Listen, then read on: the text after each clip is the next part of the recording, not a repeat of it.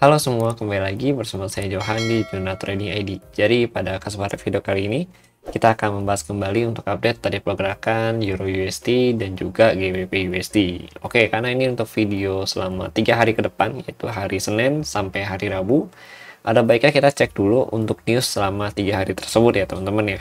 Oke, di sini pertama kalau kita lihat untuk hari Senin itu aman, belum ada news yang begitu signifikan. Kemudian untuk hari Selasa di sini kalau kita lihat ada RBA ya dari AUD nih. RBA Interest Rate Decision, kemudian ada dari Euro ya di 16.00 itu ada CPI gitu teman-teman.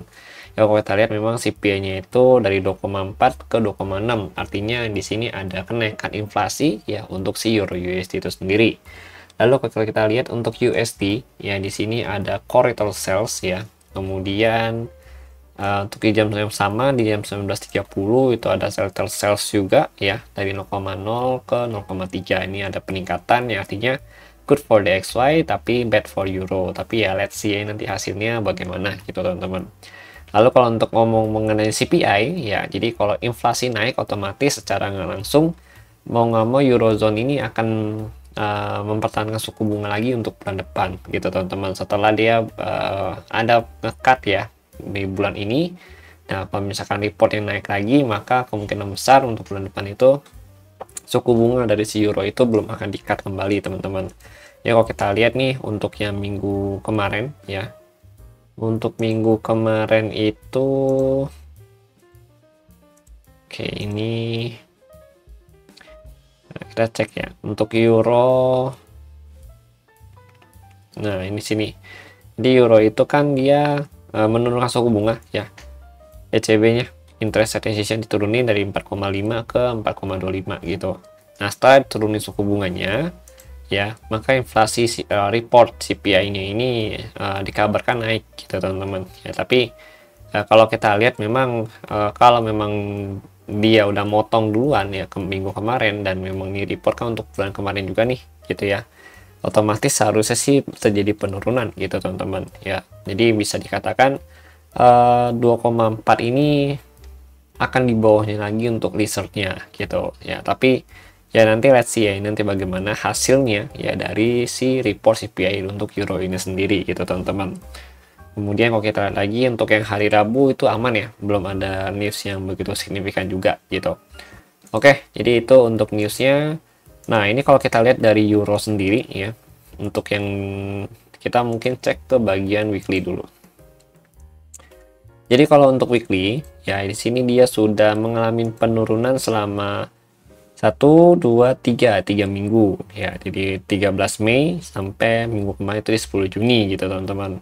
Lalu kalau kita lihat lagi memang posisinya ya untuk si euro ini secara tren untuk si bagian weekly ini masih berada di dalam zona akumulasi ya, walaupun kalau kita lihat untuk daily pasti ada sedikit struktur harga yang menurun gitu. Nah kalau di daily ya di sini nih kalau kita lihat ini ada 1 2 3 4 5 ya. Kalau kita gambar 1 2 3 4, nah ini tuh struktur harga turun teman-teman, dimana ini ada height-nya, ini ada height-nya, ini ada height-nya, ini ada low, lower low, dan ini ada potensi ya kalau dia bisa break nih ya, break dari low sini. Nah ini ada potensi dia buat low yang baru lagi teman-teman ya, tapi ini masih dipertanyakan apakah dia akan break atau tidak gitu ya. Jadi untuk saat ini ya yang memang benar-benar jadi area support untuk si euro ya, kalau kita mau katakan support struktur itu cukup kuat ya. Jadi support struktur itu ada di sini teman-teman.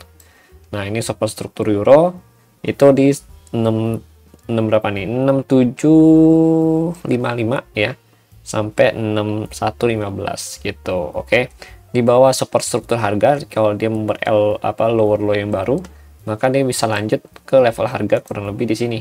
Nah support yang ini tuh kurang lebih ada di level 492 sampai 466 gitu teman-teman.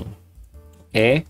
Nah ini kan kalau kita lihat memang walaupun dia sudah break trend line ya, tapi secara nggak langsung sebenarnya dia masih dalam formasi bearish seperti yang tadi kita lihat ya teman-teman ya. Maka sometimes kita harus paham juga dengan struktur harga karena itu bisa membantu kita dalam melihat ya tren yang sedang berlangsung gitu teman-teman.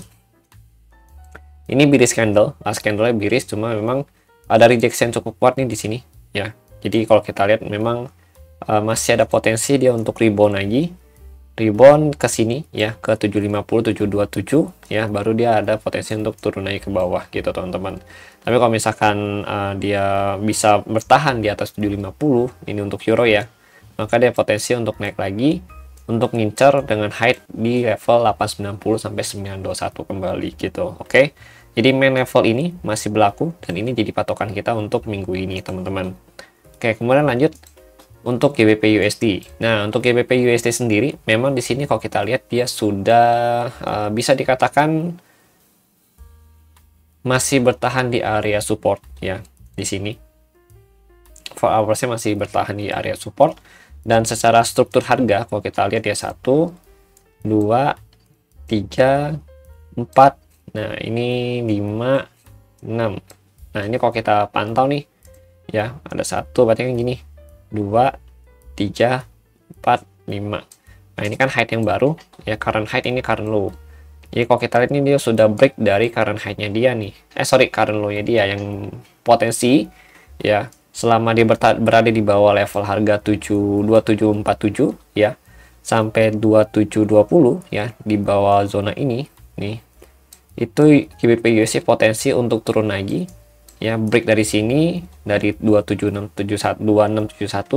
lanjut ke level harga sini ya, support lanjutannya itu di 2639 sampai 2617 gitu teman-teman ya. Jadi kalau untuk saat ini masih jadi support daily ya, tapi kalau begitu dia sudah jebol dari support daily-nya, maka dia akan lanjut untuk turun ke bawah lagi gitu teman-teman. Nah, kalau untuk main level ya intraday-nya dia, berarti kita posisikan diri kita itu saat ini, untuk saat ini itu di level harga. Nah, ini kalau saya mau ganti di sini ya, tapi ini sedikit tahanan aja gitu. Saya lebih prefer sebenarnya tetap di level harga yang sama, yaitu di sini. Oke, nah sekarang kita coba cek dulu untuk bagian weekly. Oke, jadi kalau di weekly ini sendiri ya, kalau kita pantau memang bearish candle cukup kuat ya. Ini 1 2 ya, ini bearish candle, dan memang tekanannya itu kalau kita pantau dari weekly candle masih cukup kuat gitu teman-teman. Artinya secara seller ini masih menang, tapi secara movement atau struktur harga ya ini masih berada di dalam area bullish level gitu. Nah, ini kalau kita lihat weekly candle tuh masih ada potensi untuk turun sampai kurang lebih ke level harga 2548 gitu. Jadi dari penurunan kemarin itu ada potensi untuk dia koreksi terlebih dahulu, baru dilanjut untuk melakukan penurunan kembali gitu. Lalu kalau kita lihat lagi untuk daily-nya dia ya, di sini secara daily juga masih berada di dalam zona sideways gitu teman-teman. Nah, ini sideways zone-nya ya, mungkin pakai ini enak ya. Nah, ini sideways zone gitu. Jadi sideways zone tuh tektokannya di sini. Ini dia baru mau breakout. Nah, dia dikatakan breakout dari sideways zone adalah ketika dia bisa break dari area ini ya. Ini berarti di level 2698 sampai 2644 gitu teman-teman. Break di bawah ini ya, dia lanjut turun untuk cari lagi di area baru itu di sini di 2557 gitu. Ini area baru dia, ini support baru dia juga gitu, sampai kurang lebih di 2473. Nah, ini nanti akan jadi area buy kita lagi nih di sini ya. 2 hari ini akan jadi buy area kita lagi. Targetnya di mana bang? Targetnya itu nanti di atas ini lagi untuk retest ke 26500 sampai 2700 gitu teman-teman. Oke, nah itu untuk skenario daily dari si GBP USD. Jadi untuk saat ini ya, untuk main level dia atau support daily itu perlu kita pantau gitu. Ya, selama dia nggak bisa bertahan di atas ini ya, dia ada potensi untuk turun lagi ya. Bahkan turunnya tadi bisa sampai ke level harga sini ya, 2556 gitu, 2564 sorry.